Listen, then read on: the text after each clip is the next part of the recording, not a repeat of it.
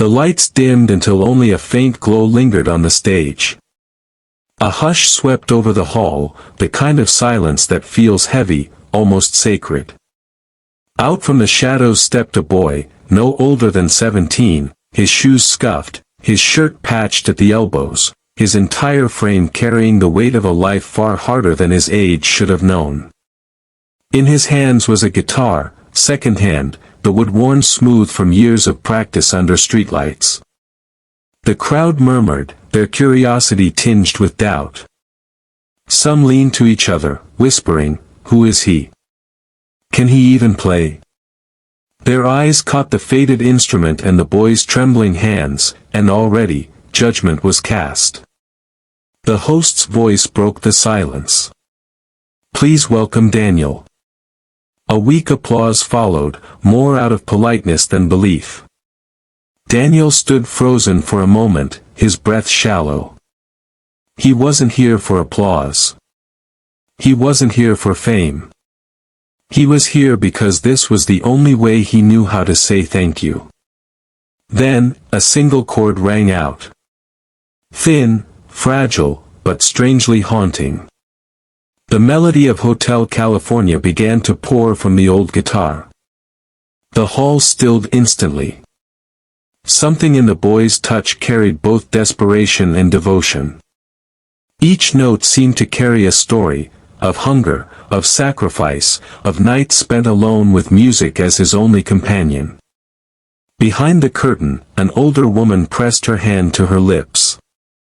Her dress was worn, her face lined with exhaustion, but her eyes were alive with tears. She knew this song. Years ago, when her voice was strong, she had sung it softly to her child before sleep. Now, she listened as that child returned the song to her, transformed, raw, and filled with gratitude. The audience didn't yet understand, but some already felt their eyes sting. This wasn't performance. It was confession. It was love turned into sound. Each chord pulls Daniel deeper into memory. He remembers nights when hunger gnawed louder than music, when neighbors laughed at the poor boy chasing impossible dreams. He remembers the sting of being invisible, until now. The judges lean in. One nods with admiration, another scribbles doubtfully.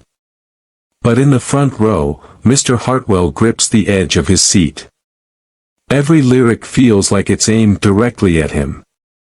Years ago, Hartwell was the hotel manager. A sharp suit, quick decisions, little patience. He remembers her, Daniel's mother, standing at his desk, pleading for work. He turned her away. "We're full," he said coldly, without looking up. She walked out, clutching her son's hand, dignity shattered. Now, that same boy stands here, pouring his soul into the very song she once hummed while cleaning his lobby floors. Hartwell's throat tightens. His vision blurs. The crowd rises into a standing ovation as Daniel's final note hangs like smoke in the air. Applause crashes like waves. People weep openly. But Daniel's eyes lower. The ovation feels distant, hollow. What good is applause when the one person he wanted to hear him is gone? He bows awkwardly, tears falling faster now. The curtain begins to close, but destiny isn't finished. Because someone in this audience carries a secret. A secret wrapped in guilt, redemption, and something Daniel never expected to receive. Tonight isn't about winning. It's about truth colliding with the past. Backstage, Daniel wipes his face with the sleeve of his shirt. A stagehand pats his back. "Kid, you just shook the whole place." Daniel forces a weak smile, whispering, "She didn't hear it, so none of this matters." Footsteps echo. Slow. Heavy. Mr. Hartwell emerges from the shadows, his expression torn between courage and shame. "Daniel," he begins, voice trembling, "do you remember me?" Daniel turns sharply. The memory strikes like lightning, the hotel lobby, his mother's desperate tone, the man behind the desk who dismissed her.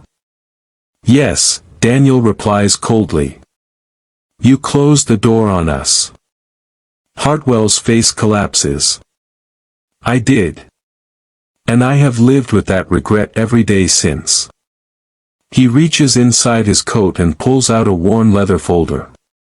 His hands shake as he opens it, revealing a yellowed photograph. Daniel freezes. It's his mother, smiling, younger, holding him as a baby. On the back, her handwriting, "For my Daniel, never stop singing." His breath catches. The very photo she thought was lost. He drops to his knees, clutching it, sobbing uncontrollably. For the first time since her passing, he feels her presence, not as a memory, but alive in his hands. Hartwell kneels beside him, tears spilling. I cannot undo the past, but let me honor her through you. Daniel lifts the photo to his chest. In that moment, grief and forgiveness swirl together. The boy who lost everything, is about to gain something he never imagined. The next morning, headlines explode, homeless boy's heartfelt Hotel California moves thousands. Clips of Daniel's performance flood screens worldwide, his cracked voice echoing across living rooms and phone screens. Strangers cry watching him, strangers who've never known his name. But the real story doesn't play out in headlines. It happens quietly, in a small press hall. Cameras flash as Mr. Hartwell steps up beside Daniel. His suit is sharp, but his voice trembles. Years ago, he begins, I failed a woman and her son. I denied them when they needed me most. Today, I choose differently. From this day forward, Daniel has a home, a scholarship, and every resource he needs to continue his mother's dream. Gasps ripple. Reporters scribble frantically. Daniel turns to him, unsure whether to trust or retreat. But Hartwell's eyes, once cold, now carry humility. Later that evening, Daniel walks to a quiet cemetery. Kneeling at his mother's grave, he places the returned photograph against the stone. His voice breaks. Mama. I sang for you. And the world listened. Behind him, Hartwell removes his hat, bowing his head in silence. No spotlight, no applause. Just two souls, one seeking forgiveness, the other learning to forgive. Daniel strums his guitar softly. Passers-by pause, drawn by the fragile sound.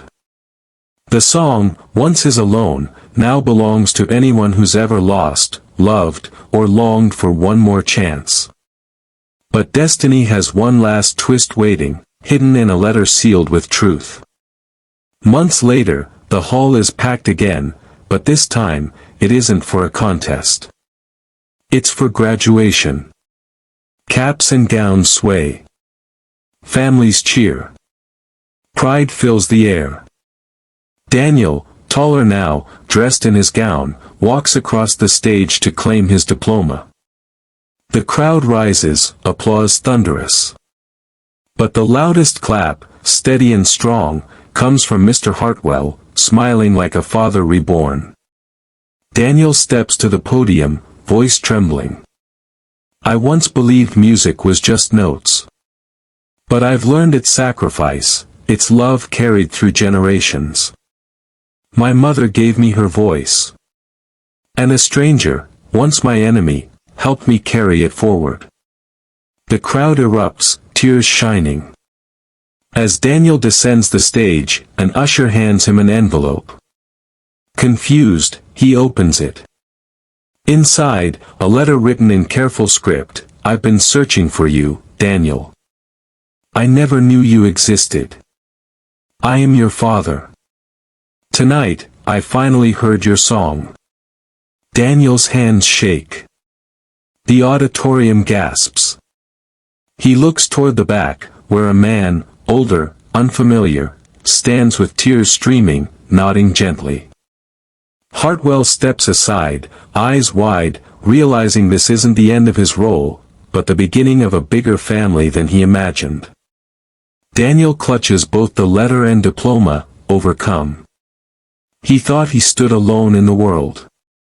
Yet tonight, he stands with a legacy, a mother's sacrifice, a stranger's redemption, and a father's return. The boy who sang from pain now sings from love. And